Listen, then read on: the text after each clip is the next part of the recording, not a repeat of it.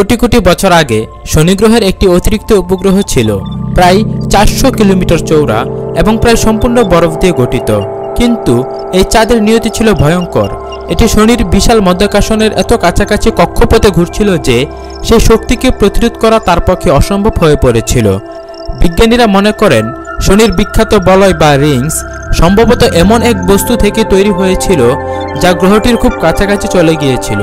শনির চারপাশে একটি অদৃশ্য সীমানা আছে যাকে বলা হয় রোশ লিমিট। এই সীমার মধ্যে যদি কোনো বস্তু চলে আসে, শনির মধ্যাকর্ষণ এতটাই শক্তিশালী হয় যে সেটিকে ছিঁড়ে ফেলতে পারে।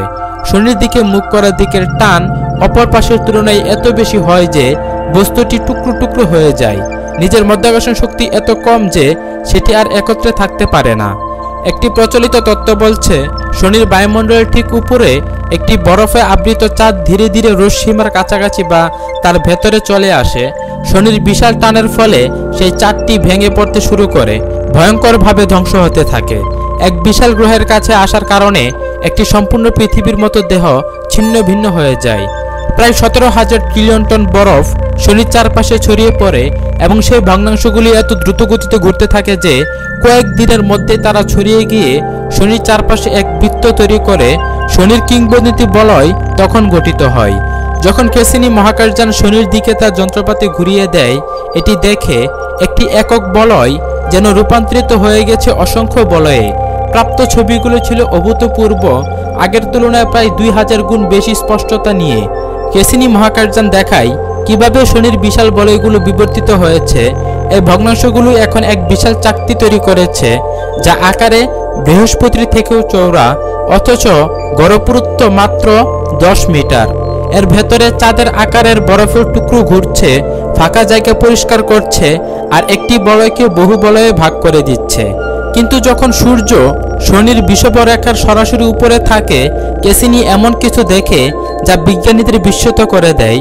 তখন তারা শনির বলয়গুলোর তৃতীয় মাত্রা দেখতে পায়, যা আগে কখনো এত স্পষ্টভাবে দেখা যায়নি। আমরা বলয়ের ভেতর ভার্টিক্যাল স্ট্রাকচারস দেখতে পাই।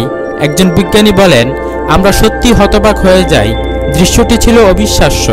তিনি বলেন, আমি যেন একটি মহাকাশযানে চড়ে শনির বলের উপর দিয়ে উড়ে যাচ্ছি। দূর থেকে এটি একটানা চকচকে বরফের পাতার মতো লাগছে, কিন্তু হঠাৎ আমি সামনে দেখি আমার সামনে উঠে দাঁড়িয়েছে 2 মাইল উঁচু এক দেয়াল।